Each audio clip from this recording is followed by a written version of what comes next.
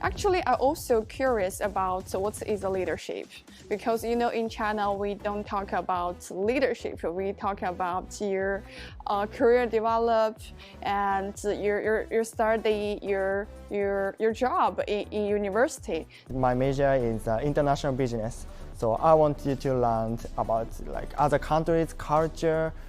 There's some positions that I'm considering in my career, such as product manager or project manager. So I want to learn more things about the leadership.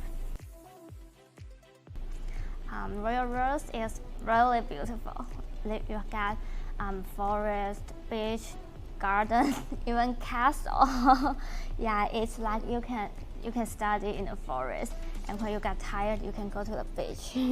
It's amazing, and the environment here is all the teachers are very energetic and very friendly. They can teach you a lot of things. It's hard to pick one. There's so many interesting activities.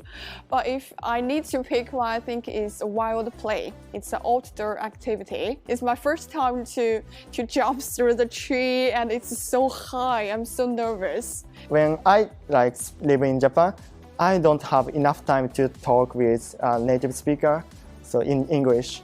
So after I come here, so I have to speak English every day. My English skill improve gradually every day.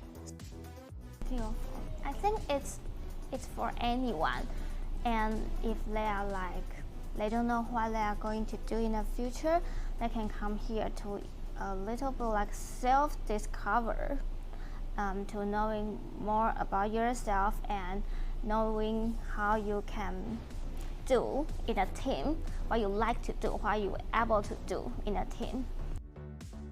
I would just say be open.